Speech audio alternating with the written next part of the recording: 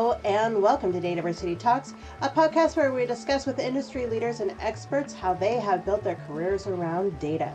I'm your host, Shannon Kemp, and today we're talking to Aakriti Agrawal, the Manager of Data Governance at American Express.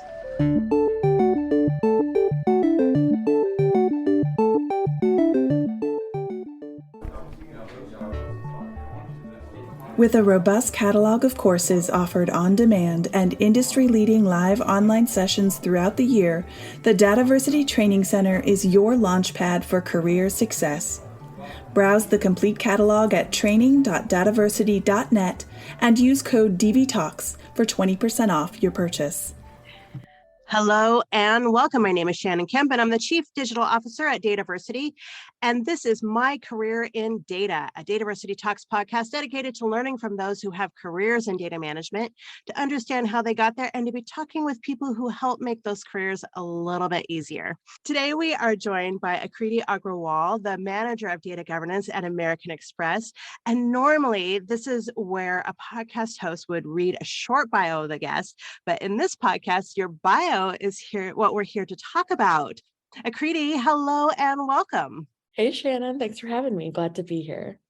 I so appreciate it. So you're the Manager of Data Governance at American Express. What does that mean, and what is it that you do? Yeah, absolutely. So data governance, in a nutshell, is primarily two aspects of data. So there's a lot of different careers in data, as you know, a lot of the other guests on this podcast have spoken about.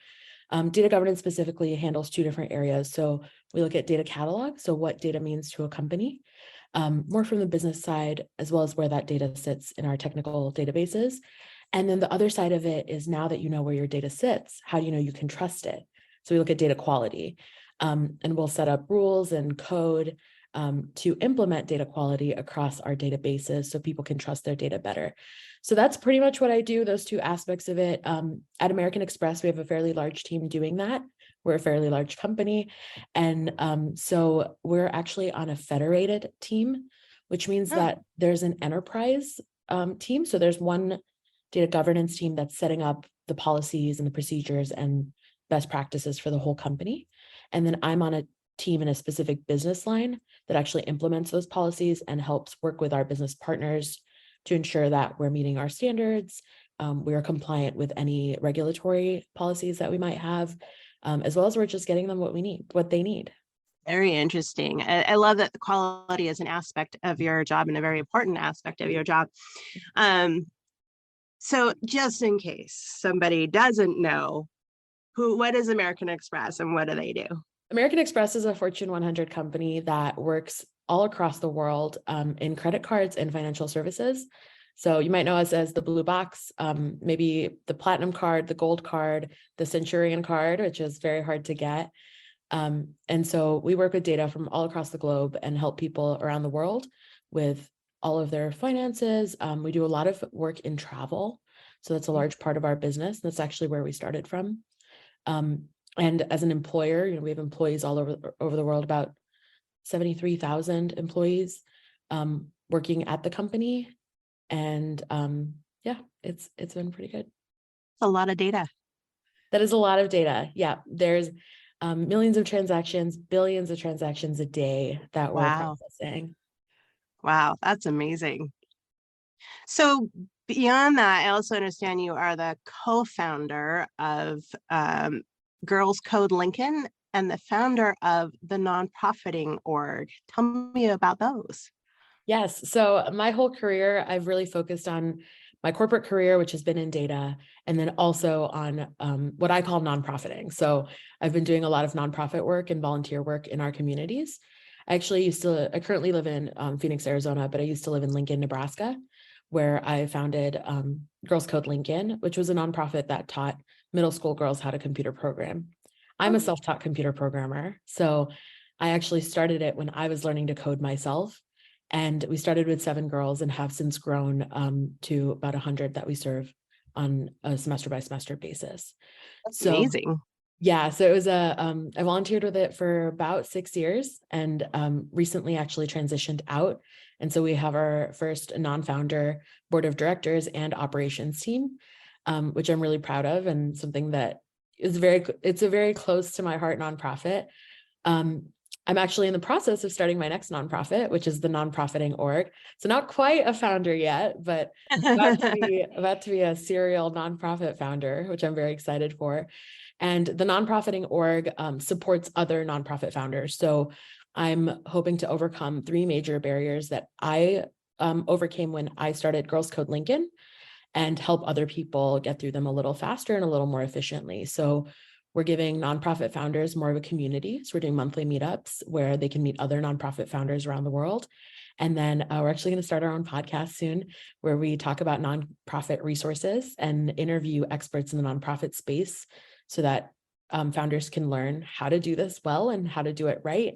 And then hopefully, eventually, we'll get to some funding for founders and become almost like a nonprofit incubator where we can help nonprofits start up and give them all of the support that they need, financial and otherwise, to grow. So that's kind of my new goal. Wow. I really enjoy the volunteering side outside of work, and I think it helps keep me grounded and also gives me really great experience for my career. That's amazing. So do you sleep? Like I'm getting better. Apparently people sleep 9 hours. That's crazy. It's been really nice to sleep more. Yeah. I used to volunteer about 45 hours a week with Girls Code Lincoln. Wow. So it was a full second job for me. Wow. And That's I loved amazing. it. But that means that you give up on some things. And I was not willing to give up on travel, and I was not willing to give up on socialization. So I gave up on sleep. Something's got to go. That's amazing. All right. Well, so tell me, when you were just a child, just a wee one, is this what you wanted to be when you grew up? You like, I'm going to be a manager of data governance. I'm going to start all these nonprofits. No, I don't think any kid really is like, I'm going to work in data. It's not really usually the dream. I was really into the water and oceans and wanted to be a marine biologist. Mm-hmm. And then I think when I was in maybe the 7th or 8th grade, I learned that a large part of marine biology is biology, which I know seems silly.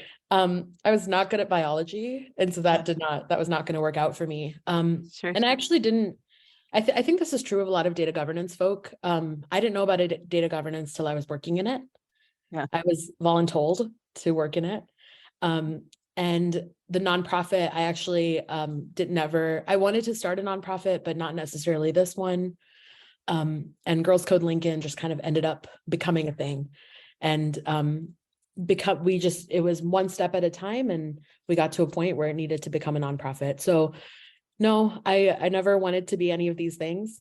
But I'm really excited that that's where I've ended up. And I think that's true of a lot of careers. A lot of people think that, at least when I was in college, I always thought careers are a very straight path. I went to school for actuarial science, and you go to school for actuarial science, you become an actuary, and you take your actuarial tests and you become more of an actuary. And then that's what you do. That's your career. You retire. Right. But I feel like most adults don't have straight career paths, and all of your skills are transferable. And so you can take the skills that you learn in your degree or otherwise and apply them in other places. And that's, I think, been my career in a nutshell, where I've taken all of these skills and applied them elsewhere. So I think that's really important to think about when we think about our careers. What are we learning and what are we enjoying? And how can we apply that to other spaces, even spaces we would have never thought about? Absolutely. And we're learning a lot of that through this podcast and interviews. So tell me a bit about that path. So you discover that biology, maybe not your thing. So where did you go from there? So when I was in high school, I did the International Baccalaureate, which is where you choose your subjects. Mm-hmm. And so you don't take standard subjects, you can kind of choose. So I started taking economics and business in the 9th grade. Wow. Which is unusual for like a freshman in high school to start taking all of those classes. And I took advanced levels of those classes. And my economics teacher in the 9th and 10th grade would tell me about actuarial science. She would say, you're really good at math, you're really good at econ, you like business, why don't you look at actuarial science? She would say actuarial science and econometrics. These are 2 careers that are good for you. And it's a hard to remember word. And I never wrote it down. And so one day she printed off the Wikipedia for me of actuarial science and handed it to me. And she said, this is what you're going to do probably. Like, this seems like the right career path for you. And it just sounded really interesting. I, at the time, was volunteering in high school. I was volunteering at a local school. I went to high school in India and was volunteering at a low-income school in my neighborhood and could see the effects of them not having like financial stability to how it was affecting their education. So their parents being financially unstable affected their entire educational outcome. And I guess 10th grade me was like, you know how we can fix this? Insurance. Insurance is the key to fixing all of this. My city got a lot of floods, and insurance is not very common in India, but definitely not common with people who are lower income, because it requires a disposable income for you to purchase insurance policies. And so I just decided I was going to start an insurance nonprofit, and that was my dream. So I went to school for actuarial science. I went to the University of Nebraska, Lincoln, which is one of the top actuarial science schools in the country. And so chose it for my undergrad, and absolutely loved my college experience. I was very involved. I learned a lot about startups and about nonprofits and about what was happening in our community, but I wasn't really involved in any of it. So when I graduated, I was looking for mostly actuarial science jobs. And it's hard to find actuarial science jobs because there weren't a lot of them. And I was an international student, which made it even harder to get hired. And so I got offered a job at a tech startup. And they said if I could learn how to computer program in 2 weeks, I would have a job. And I just really wanted a job. And I loved the idea of working at a startup because I wanted to start up my own thing. And so I felt like I could take my experience from the startup and apply it to my insurance nonprofit one day. It was always like a long-term dream, I would have a whole career and retire, and that's what I would do. And so I would talk about it all the time because my hope was that someone else would just start it and then I wouldn't have to. So we wouldn't have to wait 40 years for it to happen. But I started, working at this startup and was learning to code and found that it was really challenging. I worked as a data analyst, so I did everything related to data at the company, and we were an engineering firm. And so we had a lot of data that we brought in from our own product. I also did all of our web development. So learned this whole new array of things that I never really thought I would do. We didn't do a lot of computer programming and actuarial science, so it wasn't really anything I had learned in college. And so I was at an event and there was a booth, Girls Who Code, which is a national nonprofit, had a local chapter, and they had a booth, and I walked up to them and they were teaching their fourth graders the same languages I was trying to learn. Oh. And so in my brain, it just made logical sense that I should volunteer and I can just learn with them. And one thing led to another, and we actually ended up founding our local Girls Who Code chapter into Girls Code Lincoln, which was our own like grassroots nonprofit. And large part of that was because of funding and because of the way that we wanted to run our own curriculum. And in that process, I then got recruited to work at an insurance company, also in Lincoln, Nebraska. And that made a lot of sense because I was an actuary. But during my interview process, my last interview identified maybe I shouldn't be a data analyst, maybe I should be in data governance. And so during my interview, I was told to go research data governance and call them back.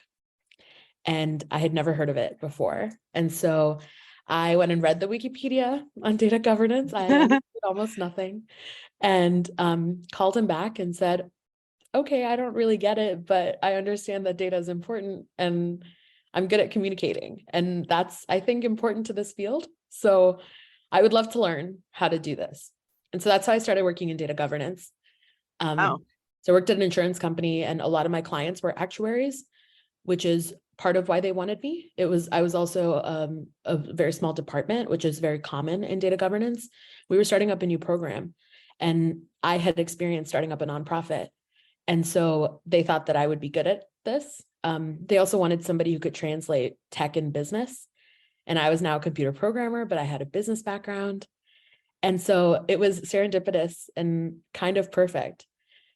So I worked there for 3 years, and then I was recruited to American Express, which was in between that 3 years, I finished my master's degree. I got an MBA in entrepreneurship and nonprofit management and like change management. That's what I studied for my master's, and got an MBA. And when I was being recruited for American Express, they offered me a manager role and asked me to move out to Arizona. So Amazing. so it's been really interesting how the nonprofit side and my volunteerism, as well as all of these skills that I've learned along the way, have kind of merged and melded into this current career. So a couple of questions from this. So, okay, so when you were handed the Wikipedia page on what an actuary is, what was that definition for everybody? Oh gosh. It mostly talked about, I remember it talking about how you could predict the future by looking at past results.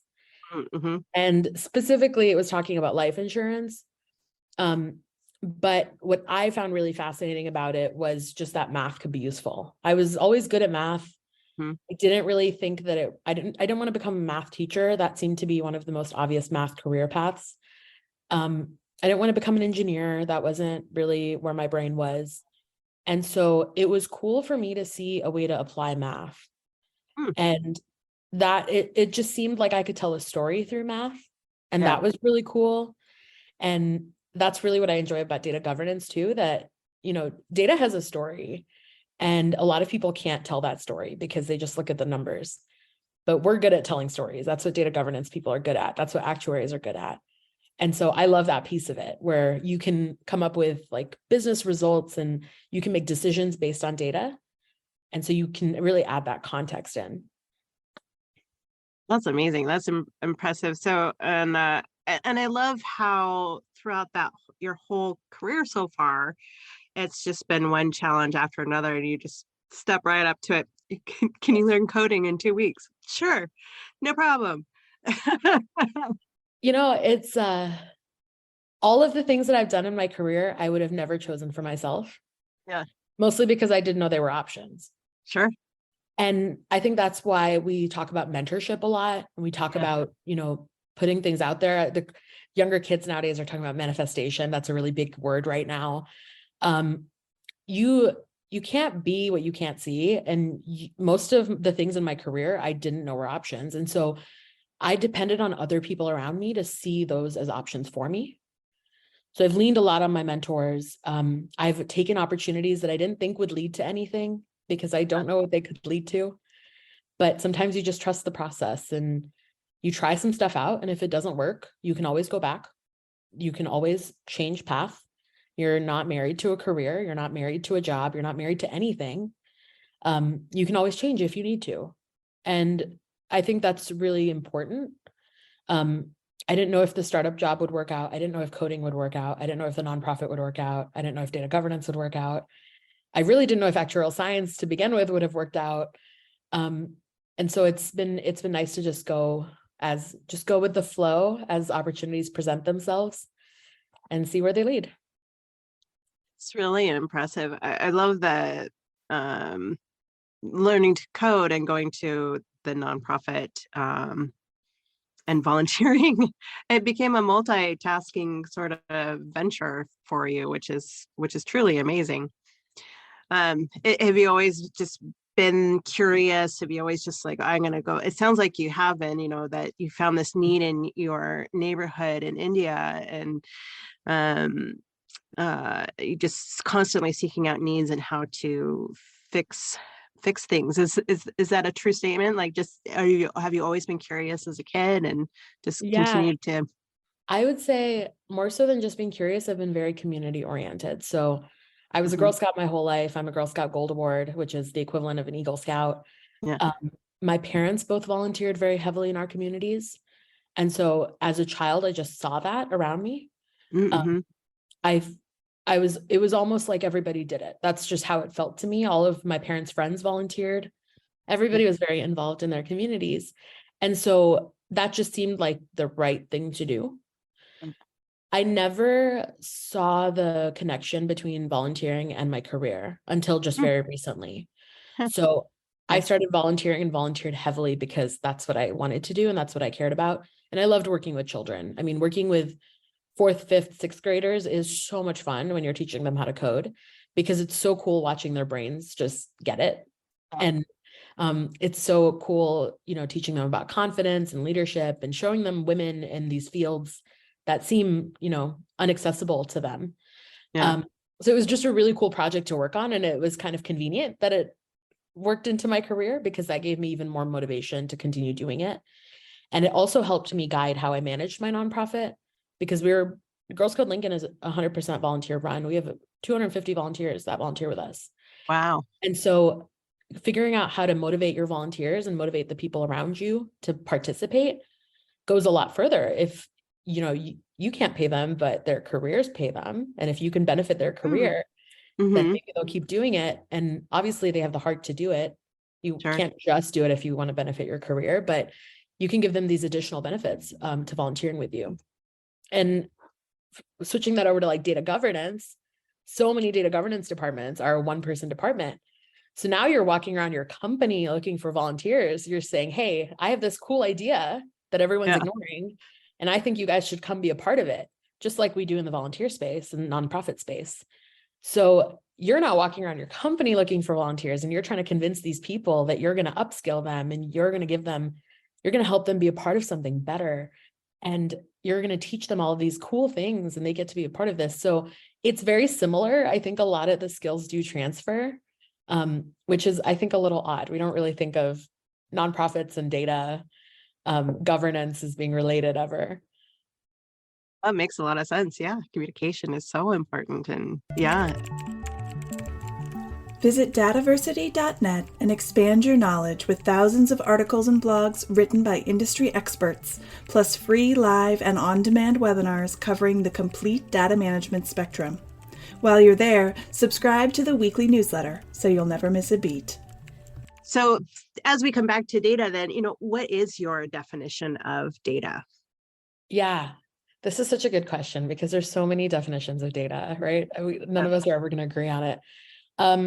I think data is like numbers and values and words that convey information. But I think the most important thing is context. So data doesn't mean anything without context. And data in the wrong context can mean the wrong thing. And so as data professionals, it's really important that we provide context really well. And that's what data governance is all about. It's all about the context and the metadata.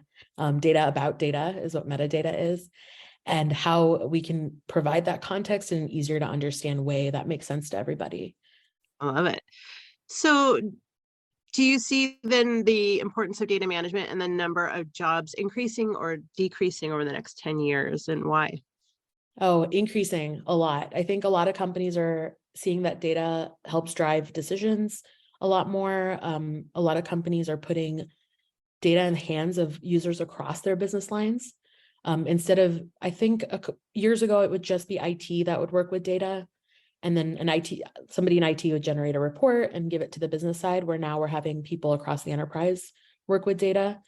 So I would say every job is a data job. At least all of our corporate jobs are data jobs now. I was actually just at the DGIQ, which is the conference that DATAVERSITY puts on. And I think at DGIQ this year, there were a lot more people than usual. There were a lot more people that were new to the field than usual. There was a lot more diversity. So across industries, across ages of employees, across sizes of departments. It was just really cool to see kind of this world expand. And so, yeah, I don't think data is going anywhere.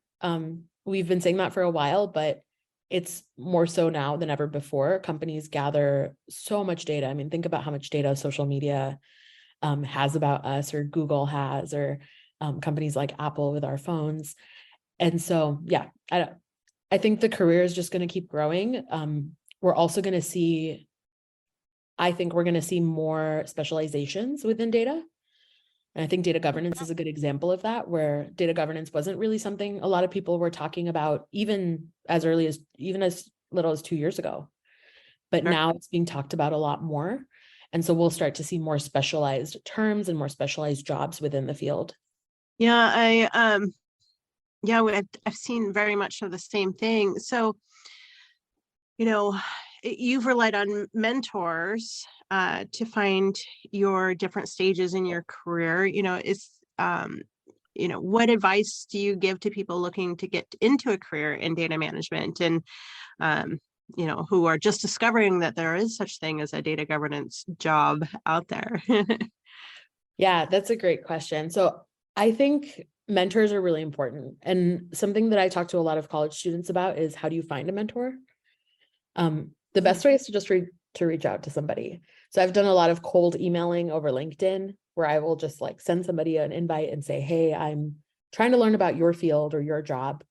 Would you mind if we just get a 30-minute virtual cup of coffee? And I found, it's most of the time people say yes, not always, but I've had a pretty good success rate with something like that. Especially if you are a college student, I think people are open to that. I'm always open to it. I do a lot of that. So reaching out to people around you, looking at what companies or professionals are in your area that might have jobs that you're interested in, and just going in for like an informational interview if they're willing to do it, or reverse interviewing them where you ask them questions. Things like that I think are really impactful. There's a lot of material out there in terms of like podcasts, YouTube videos, education online, things like this, where you can learn from the field and pick up new skills.